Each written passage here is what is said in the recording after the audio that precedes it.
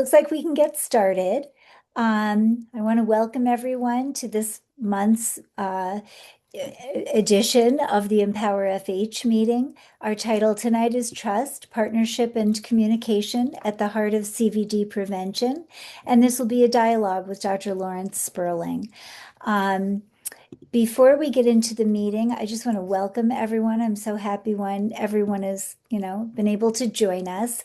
And I just briefly want to introduce the hosts for tonight. I am Casey Walsh. I'm a board member and an ambassador for the Family Heart Foundation. I was diagnosed with HEFH in 1976 after losing my father and brother to very early heart attacks. And the co-host is Lulu Thrower, and she's going to introduce herself. Hi, everyone. I'm Lulu Thrower. I'm an ambassador for Family Heart Foundation. Very happy to be here today. I am living with homozygous familial hypercholesterolemia, which is a more rare, aggressive form of FH. And yeah, once again, happy to be here. Super excited to be in conversation with Dr. Sperling today. Okay, so we first of all would like to give a big thank you to everyone who provided questions. We put out calls for questions in our Family Heart discussion group on Facebook and in our newsletter. And we've compiled a list of questions under three headings: medication, actually, starting with testing, and then medication and supplements, and diet and lifestyle. And of course, there was some overlap between our questions, and we may not get to everything tonight. We do hope to do another Q&A like this sometime this year. And so if there are questions you didn't have answered, we may answer them at another time, but we would also encourage you to contact Care Navigation. And as I mentioned, some of these things, these links will be in the chat. The webinar will be posted online maybe within a week or so on our webinars page. And any of the links that we put in the chat will also show up on the webinars page and on the YouTube channel where you can rewatch the webinars. I also just briefly wanted to mention we did get some questions about elevated LP little a. And while, of course, there's a lot of overlap between these lipid disorders, this meeting is more specifically designed to address issues with HE, heterozygous FH, and HoFH. And we will put links in the chat to the Empower LP little a meetings, which you can also find on the webinars page, and also to joining the LP little a Facebook discussion group. And again, if you have questions that aren't answered, we would really encourage you to contact Care Navigation. So we're going to start with our slides for tonight. Just had a little snafu. There we are. Here's the medical advice disclaimer. Information in this webinar is only for your information. It's not intended to be a substitute for professional medical advice, diagnosis, or treatment, and it does not constitute medical or other professional advice. Medical information changes constantly, and so information in this webinar could be updated or changed. And if you are a patient, please follow up with your doctor and your medical team for specific recommendations pertaining to the treatment of you or your family. We have at familyheart.org/resources, I want to say nearly an endless number of really informative infographics and places where you can get answers to many of your questions. So I would encourage you to check that out. And this is the link to our webinars page, familyheart.org/webinars. There are at the previous Empower FH webinars are here. The Empower LP little a webinars are here, and also a number of extremely informative webinars that have been produced by mostly by physicians that are affiliated with Family Heart. So I encourage you to check that out as well. Okay, and I've already mentioned a couple of times care navigation. There'll be a link to our care navigation center in the chat, and I'll just briefly say um, these calls are free, they're extremely informative, and you'll find people on the other end of the phone that are more than happy to chat with you and answer really any question you might have. So please take advantage of this service. And Cholesterol Connect. This is a wonderful program where you can request a free screening kit and have your LDL cholesterol, your LP little a, lipoprotein little a, tested, and you get the results directly back to you, along with information about calling care navigation. So you don't just get the results, but you have someone you can discuss them with. And to learn more about that, you can go directly to cholesterolconnect.org. Okay, so here's the intro for tonight's meeting. Oh, no, I'm sorry. This is the infographic for our next meeting taking place in April. We always like to let you know when you attend an Empower FH meeting what we have coming up. These meetings are bi-monthly, so our next meeting will be on Tuesday, April 7th from 7 to 8 p.m. Eastern. And the topic will be what it's like to have invasive cardiac tests and procedures. So that would include things like a cardiac angiogram or cardiac catheterization, having stents placed, and what it's like to have open heart surgery. And I will be hosting the meeting along with Lulu Thrower, who also is a patient with lived experience with open heart surgery. And it's not on this graphic, but also a board member, actually our board vice chair, Allison Jameson, will also be participating. She also has lived experience with having had open heart surgery. And Dr. Kevin Rogers, who's an interventional cardiologist, will be our expert for that meeting. So we really hope you'll join us. And as you can see, registration will open soon at the same webinars page, and those links will be in the chat. And we'd like to thank our sponsors for tonight. Our sponsors, Regeneron. All right, so we are thrilled to have with us tonight Dr. Laurence Sperling. He is, we're having a little technical difficulty here. He has lots of letters after his name, which you can see here on the graphic. He's the founder and was the director of the Heart Disease Prevention Center at Emory from 1997 to 2019. And he's currently the Katz Professor in Preventive Cardiology at the Emory University School of Medicine and Professor of Global Health in the Rollins School of Public Health. But Dr. Sperling also serves as the Chief Medical Officer for Family Heart Foundation. So we're thrilled to have him with us tonight. And as I mentioned, we're kind of organizing the questions that you've asked into three general areas. And we're going to begin with questions about tests. And so Lulu is going to be asking those questions. Okay, hello. And just to reaffirm what Casey just said, Dr. Sperling, thank you so much for being here with us um, this evening, Yeah, this afternoon. And thank you, Casey and Lulu, for the introduction. Hopefully, everybody can hear me okay. Yes, sounds great. Perfect. So maybe before we dive into some questions, just a little bit of a framing. So if you're not aware, February is American Heart Month. And although we dedicated a month to focusing on heart disease, heart disease is the number one cause of death in our nation and worldwide. And so I really think every single day should be American Heart Day. And in fact, every day should be Global Heart Day. I intentionally wore my red tie, and I saw Hilly Page had joined. So Hilly will be very excited to hear that our wonderful dog Bernie is wearing a red vest. And we walked around the Emory campus today with Bernie being an American Heart Month ambassador. So, and I do want to acknowledge and just share some gratitude to the Family Heart Foundation.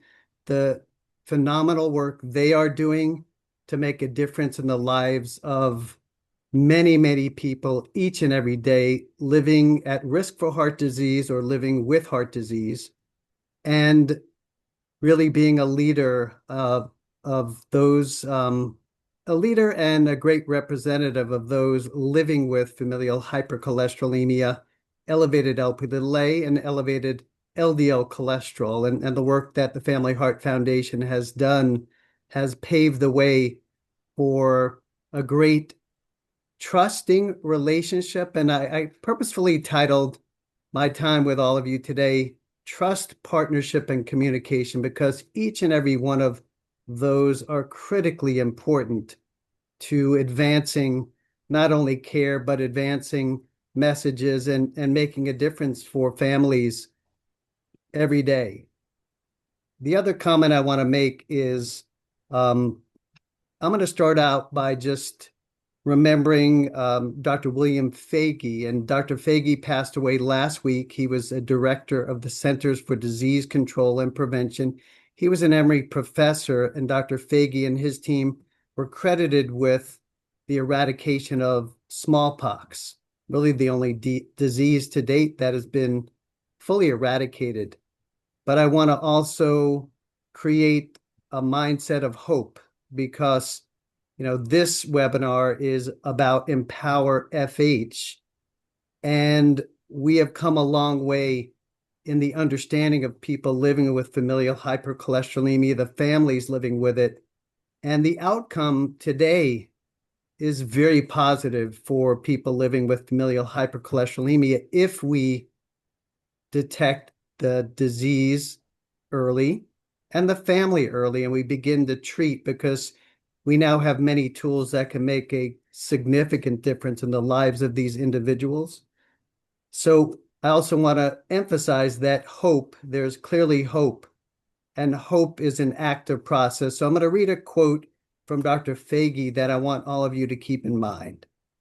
So he was a public health expert, and his quote is that public health is at its best when it sees and helps others see the faces and lives behind the numbers. In medicine and public health and in science, the way we're trained is to understand numbers and mechanisms and drugs. But what the Family Heart Foundation does is it truly empowers, and the voices and the faces of all of you will activate and make the biggest difference. So that's just a little framing. It is American Heart Month, so each and every one of you can not only be an ambassador for the Family Heart Foundation, but this month, wear red around your family, wear red in the workplace, wear some red around the neighborhood, get a vest for your dog, and teach people that American Heart Month is something that we need to be aware of and take seriously. So with that, Lulu, and I have met each and every member of our wonderful panel here. Very proud to be with all of you today. So Lulu, I'm gonna give it back to you to, give me some tough questions. And I do want to say, empower. There's never a bad question. And often when people, go to their doctor, they're often concerned. They have lots of questions, of course, but they're concerned, is this a question that's going to seem off base, or a question where my doctor or clinical team will be judgmental about me? And questions are good. And questions are how we learn, and how sometimes we learn we're wrong also. And sometimes we learn more when we're wrong than when we're right. So keep in mind, questions are good.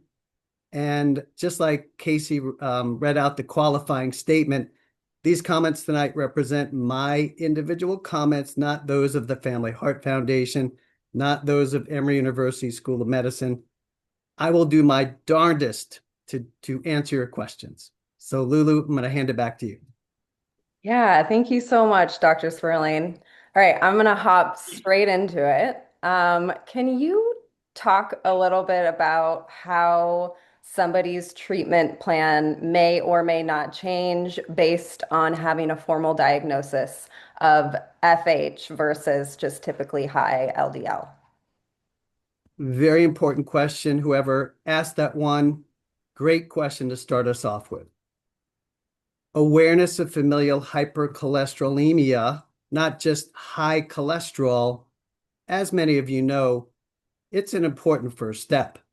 Knowing that somebody is living with a genetic cholesterol disorder not only helps the individual and their family, and of course we should focus on cascade screening because often doctors and clinicians are doing a good job taking care of the patient, but we don't always think about the implications across the family. So that conversation about family discussions, cascade screening, that's the second step.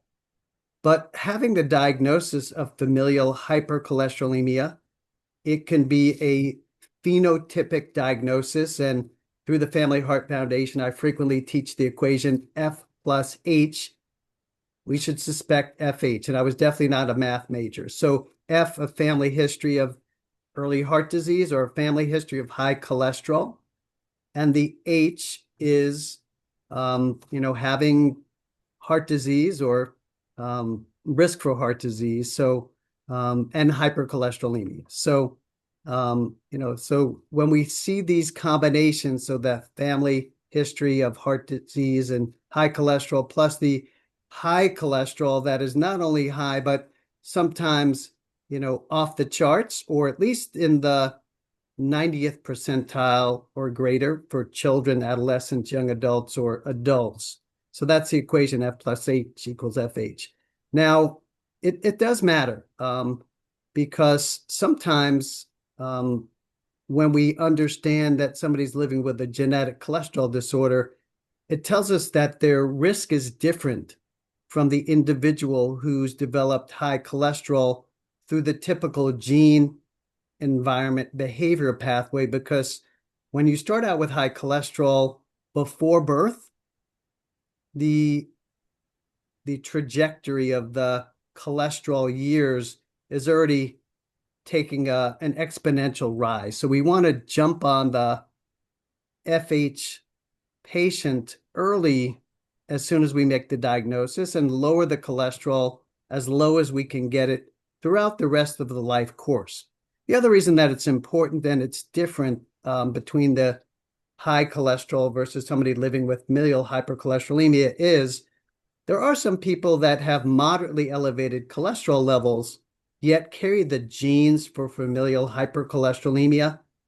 Those people are at different risk. And so when we find the individual, we find the family, and we start learning about the risk of that family, even if the cholesterol level is not significantly elevated, meaning an LDL cholesterol greater than 190, 200, when we see somebody with a moderately elevated cholesterol and we understand the family tree and history, those people should be treated early as well. So I hope that's helpful. But it is important to make a formal diagnosis phenotypically and then sometimes genotypically, meaning the diagnosis of FH, I often describe hiding in plain sight, just the cholesterol levels, the family history, but sometimes there are clues that we can find for people that have FH with a very high cholesterol by looking at the eyes, the skin, the tendons, that really confirms the diagnosis.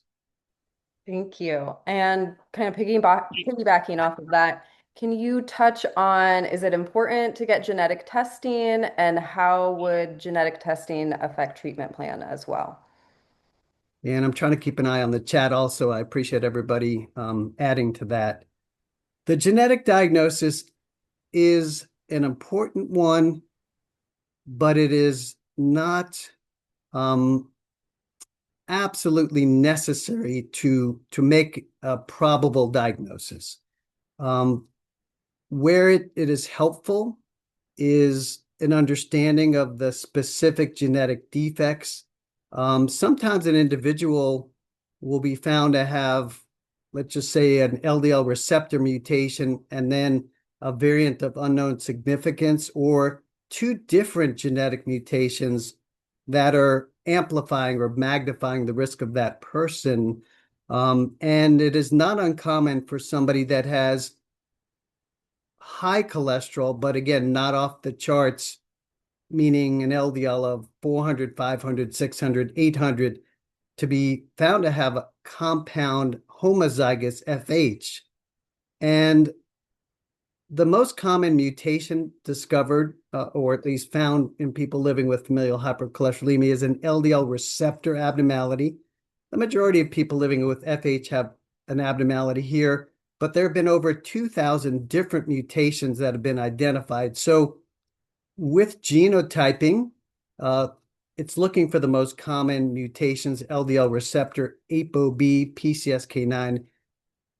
When you have the genes for FH, most of the time you get the disease because it's autosomal dominant. I kind of say when you get a deck of cards the day you're born, you get these two cards for, your LDL receptor. And if you have one of those, that's the jack of spades, you get the disease. However, there is a rare form, autosomal recessive familial hypercholesterolemia. What is important to know is the genetics really confirms the diagnosis. For some specialized medications, it's really helpful to have a genetic diagnosis in terms of the pathway to approval for medical therapy. However, when there's probable familial hypercholesterolemia, the criteria for it, even if the gene is not identified, it does not negate the probable diagnosis. Yes, thank you. I heard you mention ApoB when you were just talking, and that's a great segue into the next question. Can you briefly explain ApoB and if folks should be tested for it, whether they have an FH or elevated LDL that's not genetic? And what information could those results provide? Thanks. So ApoB, there's interest, a lot of, I'll say debate out there about ApoB, when to use it, when not to use it. In people living with familial hypercholesterolemia, it is important to measure and be aware of all the elements of the traditional cholesterol profile. So before we even get to ApoB, you should know your HDL cholesterol, your triglycerides, your non-HDL cholesterol. I'll explain that in a minute. In people with genetic FH, the typical profile shows a high or very high LDL cholesterol. However, there are individuals that have familial combined hypercholesterolemia, so they can have FH plus. They're carrying the FH gene plus other genes that are often more polygenic, so they can lower the good cholesterol, raise the triglycerides. And again, this magnifies the risk in people living with FH. This is one of my questions on teaching rounds. So, if any of you have a family member who's an Emory medical student or resident or fellow, you can let them know if they're with me on rounds. I'm going to ask this question, but I often ask the students or residents about non-HDL cholesterol, and typically they don't know what it is, but it's very simple. It's the total cholesterol minus the HDL is the non-HDL cholesterol. And it is a marker of all the atherogenic particles floating in the blood. So that takes us into the ApoB. LDL cholesterol by itself in a population. So if we look at epidemiology, because in science, we often take clinical trials and scientific information and epidemiology, and then, our goal is to try to do our best to apply that to the individual who we're seeing in the clinic or the hospital or whatnot. The LDL by itself in a population probably isn't the best predictor of risk. Although if you have familial hypercholesterolemia, LDL, that's the primary target. And it is by clinical trials. But if we look at the non-HDL, the particle number, or the ApoB, if you compare these in some individuals, these, I don't call them advanced lipid tests, these additional measures can be a little better predictor of risk. So what is ApoB, first of all? ApoB, every cholesterol particle floating in our blood has a carrier molecule. And because lipids can't float in the blood, fat and water don't mix. So the fat's embedded in the particles, and then there's a carrier molecule, an apolipoprotein, that is used to carry these particles around the blood. And ApoB is one of these, and basically all the bad cholesterol particles have an ApoB on it. So it's a one-to-one relationship. Every particle you have that's atherogenic has an ApoB. But for people living with pure familial hypercholesterolemia, again, this is my opinion, you don't need an ApoB because, the LDL is really the focus. However, in some people who have familial combined hypercholesterolemia, a little more complicated, if the triglycerides are high, the ApoB may be a better measure of atherogenic risk. And then where the ApoB can be beneficial, because in people living with FH, the goal is identify early, treat early, aggressive lowering of LDL. When we start getting down to very low LDL numbers, because the LDL is a calculated value, ApoBs it's probably better to use.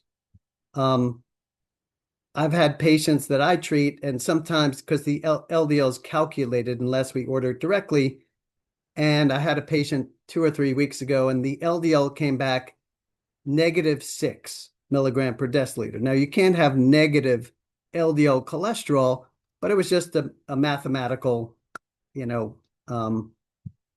spurious value. So that ApoB, I only personally use it when I'm not as confident about the LDL being the best predictor. Personally, I go to the non-HDL first, because when you do the math, the cost of a non-HDL is $0.00. You just, you can do it yourself, even if your doctor hasn't done it, and then ask them about your non-HDL.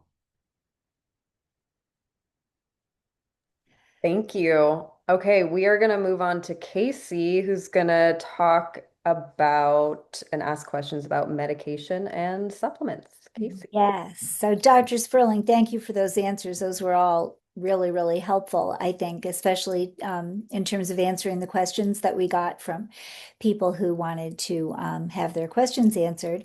We got, I would say, the majority of our questions in the medication and supplements area. So we have kind of 3 broad areas we're going to try to get through in the next 25 minutes or so. The first one was a question from an individual with FH who's under the care of a lipid clinic. She isn't taking statins, though they have been prescribed, and this sounds, very familiar for a lot of us. She's had a clear coronary CT, and she says that statins make her sick and give her joint pain, which we hear a lot. So she asks, can I continue this way, not taking statins? And, I think we had thrown in there, definitely would like an answer to that question, and also maybe a little discussion of the alternatives to statins for people who are truly allergic. As you would imagine, we on the side of the clinicians get these questions frequently. So let's just come back to what I chose as the title of the webinar. Trust, and I'll add trust and safety are really important in all walks of life, right? In a relationship with our significant other, our family, our friends, our neighbors, our colleagues. It's really important in the relationship with your physician or clinical team. So trust and safety. Partnership. So for this individual, if you're not taking your statins because of concerns and questions, share that with your physician. It's okay. And as you would imagine, there are many people who are prescribed statins that are not taking them because of many factors. In fact, the data tells us that 6 months after a heart attack, 50% of people are not taking their statins. And there are many reasons why. One is probably lack of full understanding and communication about what these medications do. Statins were FDA approved in 1987, so we have a lot of information about statins. And although they are drugs that limit the rate limiting step, or they affect the rate limiting step of cholesterol synthesis, HMG-CoA reductase, they do lower cholesterol, but it's important we describe statins as drugs that are not only cholesterol lowering, but there's strong evidence, especially in those at risk and high risk, that statins lower the risk of heart attacks, strokes, need for stents, bypass surgery, death, preventable events. So talk to your doctor. Be honest. Honest is good. Just like you want your doctor to be, or your clinical team to be honest with you, that's part of that partnership and communication. Statins are very effective drugs. We consider them foundational for cardiovascular disease prevention, but they're not the only medications we have. What are described as statin-associated side effects and statin-associated muscle symptoms, those are real in many people. However, typically when you have them, they affect your body symmetrically. So it's the large muscles, both sides of the body. It can affect your joints. But when you have, let's just say your shoulder hurts, ow, my shoulder hurts, it's from my statin. Probably not, just your shoulder hurts, and there might be another reason. So share what's going on with you with your doctor and clinical team. Thankfully, the way I describe it is we have many tools in the toolbox today to effectively lower cholesterol. But even beyond the lowering of cholesterol, what's most important is these drugs lower the risk of cardiovascular events. So in many patients, we do want to focus on the maximally tolerated dose of a statin as the first medication.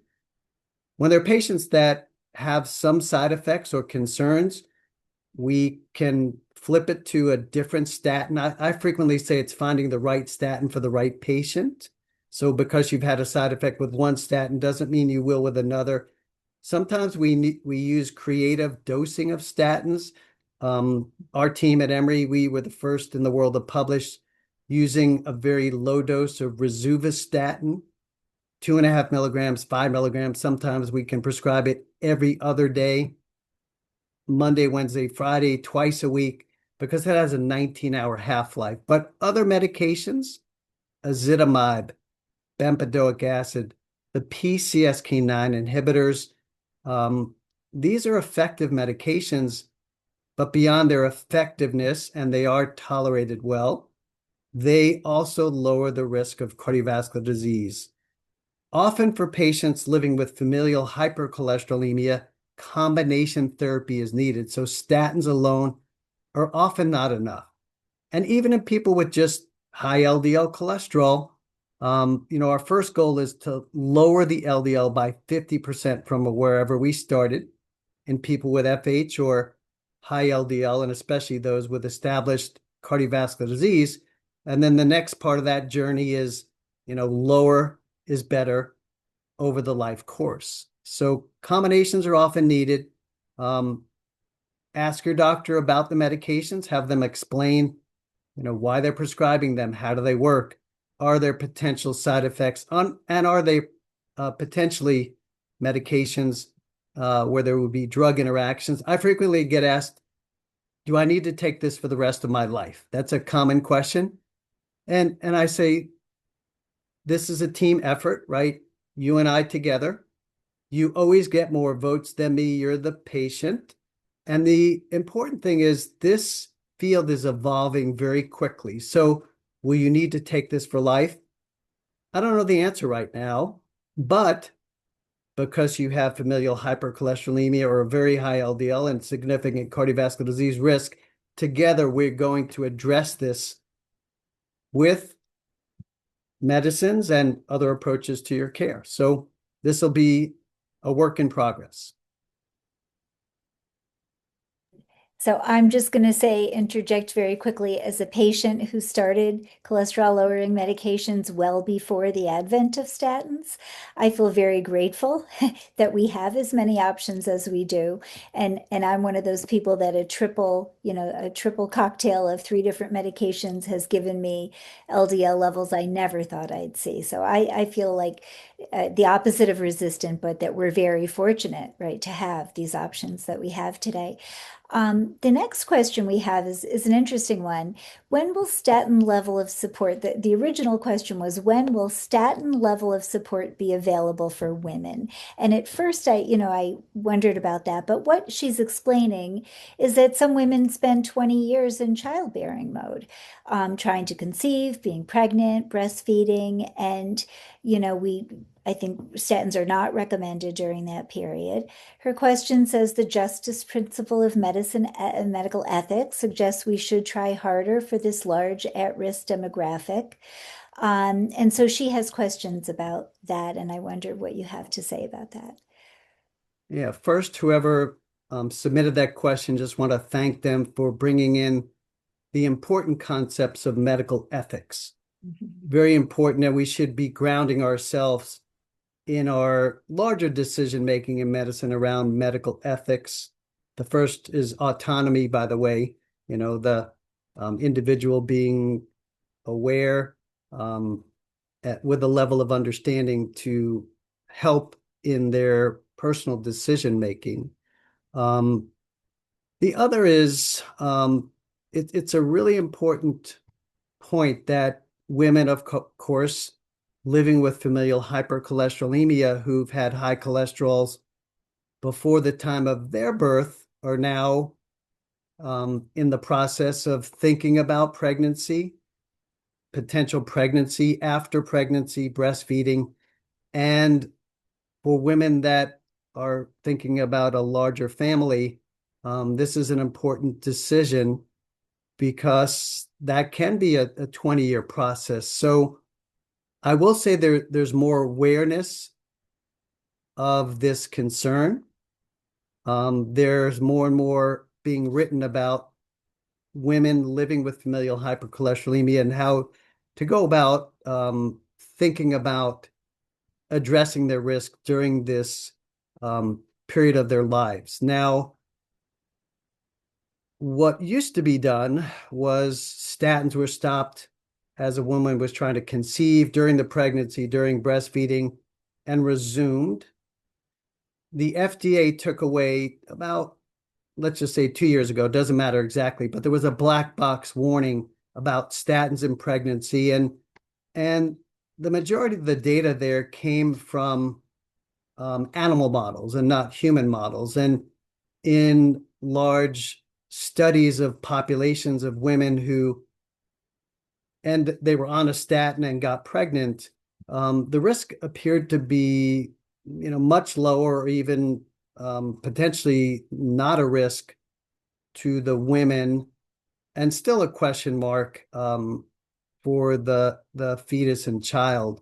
But the FDA, the comment is that for a woman at very high risk, so it could be a woman with severe FH, especially if they have established cardiovascular disease, statins may be safer than we thought during pregnancy. This is a decision that can be made with their physician. But we used to stop statins, put them on a bile acid binding resin, which doesn't get into the bloodstream. It's surprising sometimes how effective it can be for women. And we don't know till we try, or not just women, men as well, bile acid binding resins. And then what medications are safe or approaches. We do know that lipoprotein apheresis, if needed, is a safe therapeutic approach for mother and baby. And so It is, and during pregnancy itself, by the way, if you're living with familial hypercholesterolemia, it's really important to um, speak with your physician because high levels of estrogen and hormones during pregnancy can really affect the cholesterol levels. For a single pregnancy for somebody living with familial hypercholesterolemia, stopping a medication for a shorter period of time, and that might be, a year plus, in general is safe. But I do agree if somebody's going to have multiple births, and this is something for the family to think about as well. An option is to also adopt a child.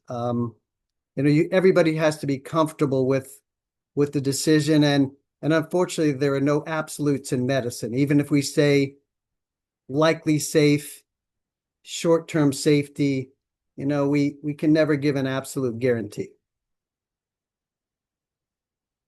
Oops, thank you for that. Our third area could have a lot of sub areas, and that's the domain of supplements. And I think we have all kinds of questions about supplements, D and K, CoQ10, and then there's another kind of separate question about calcium, and then the other area would be taking an 81 milligram aspirin. And so, maybe you want to speak to those separately. Sure. So just some general comments about supplements, herbals. We need to recognize that they are not regulated by the FDA like prescription medications. So as a general comment, if you were to take a vitamin, a supplement, an herbal, anything, there should be a definitive reason that you are adding this to, your health plan.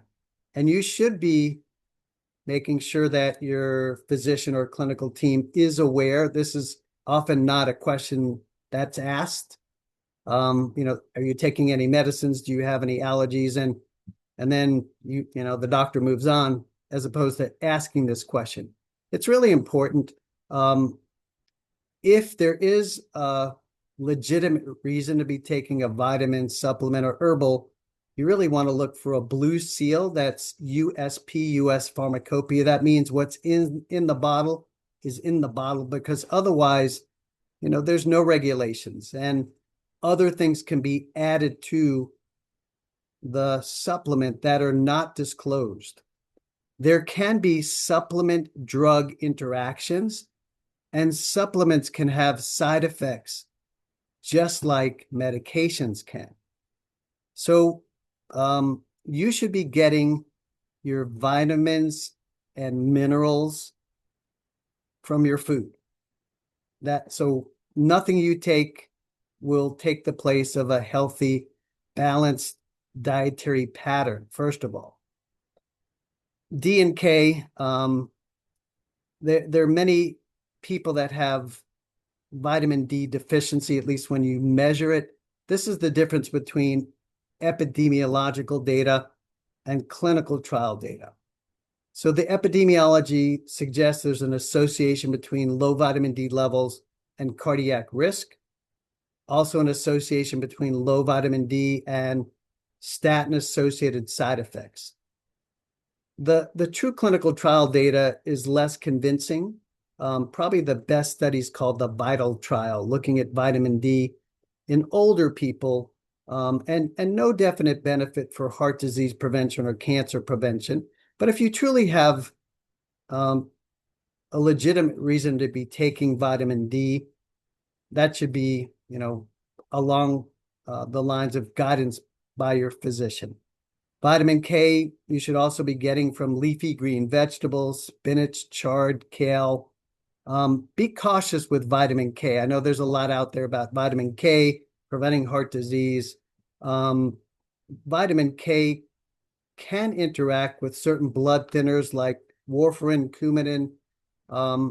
Similarly, although the associations are there, there's no strong clinical trial evidence that vitamin K is magical. CoQ10, although there's plausibility as to why taking CoQ10 might attenuate the the muscle effects of statins and plausibility as to why CoQ10 might strengthen the heart. There's no good clinical trial data to support routine use of CoQ10. The aspirin one, this is an individual decision that should be made along with your physician. If you have known cardiovascular disease, a heart attack, a stroke, a stent, a bypass surgery, the answer is yes, either aspirin or another antiplatelet agent. If you're in the primary prevention category, we look at the risk of the individual. Is there any evidence of subclinical atherosclerosis, for instance, calcification of the arteries of the heart or other vessels?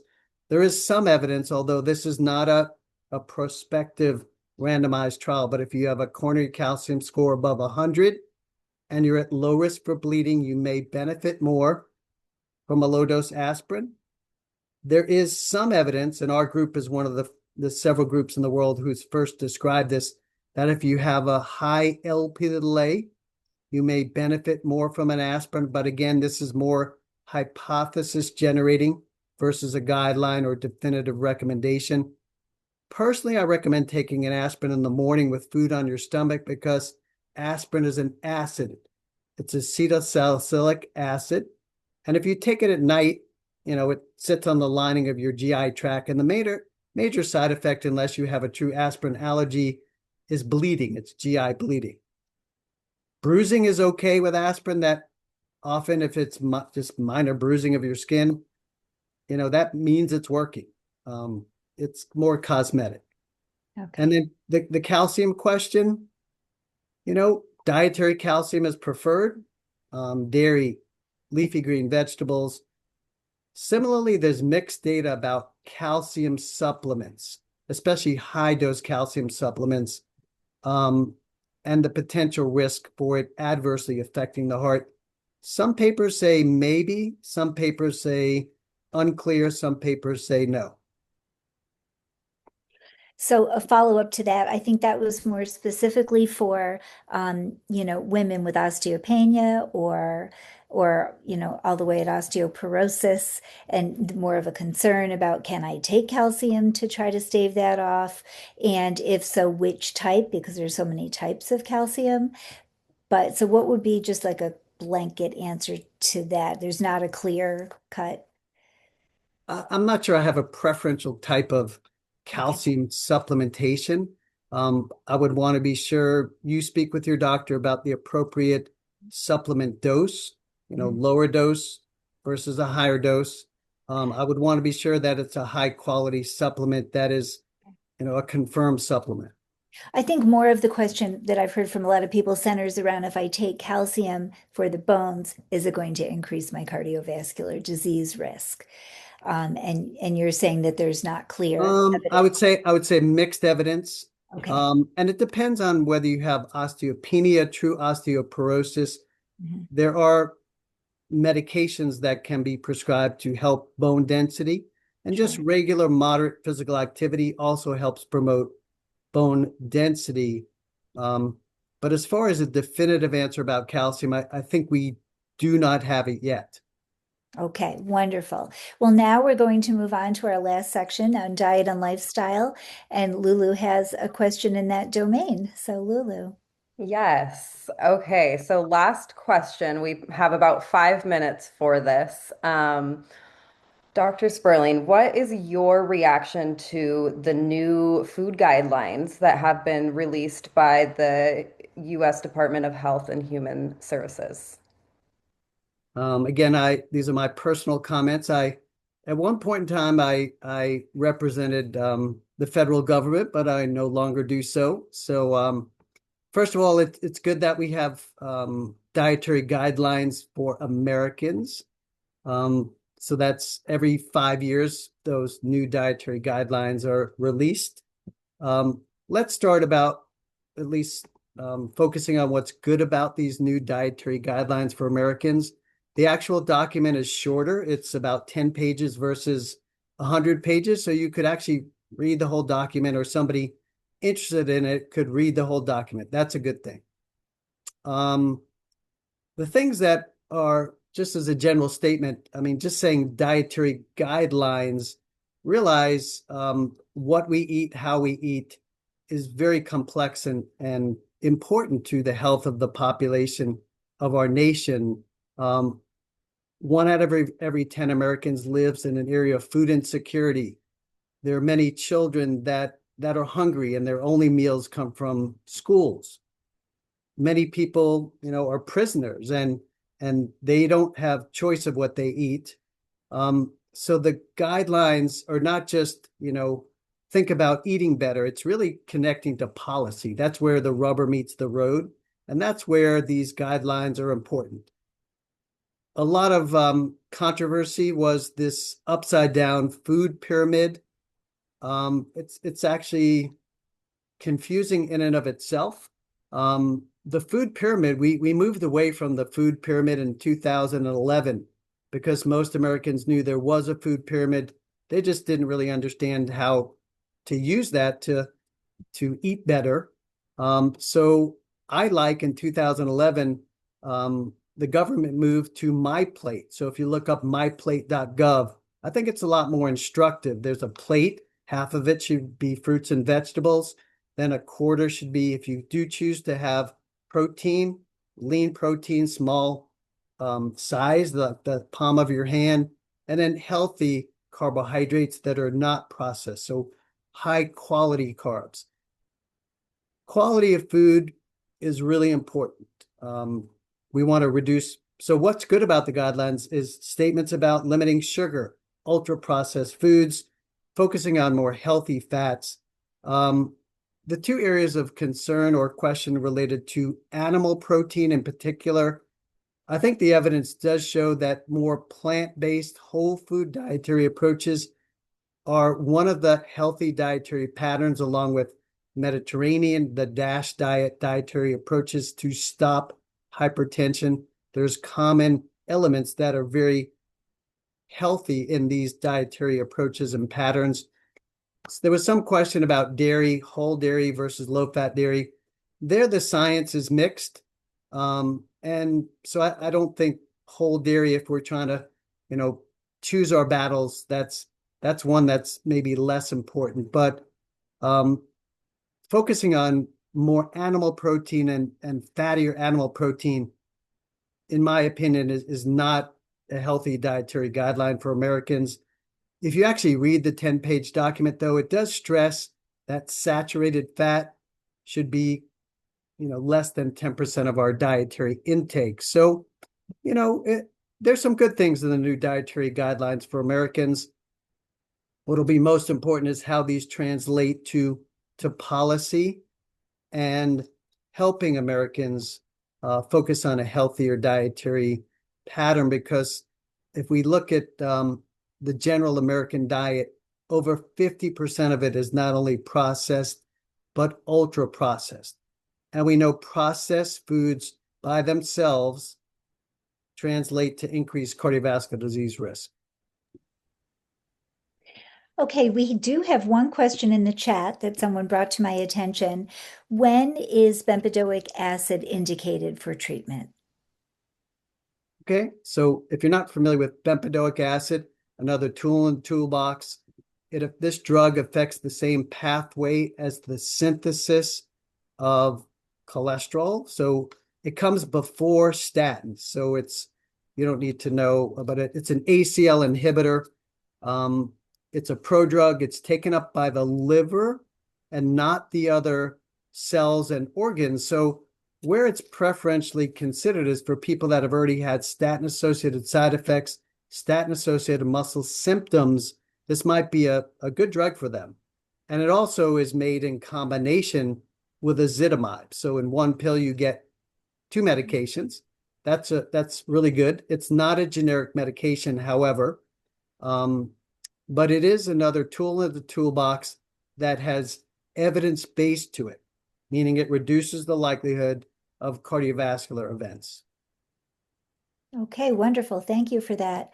All right. Well, I think we've come to the end of the questions that were submitted.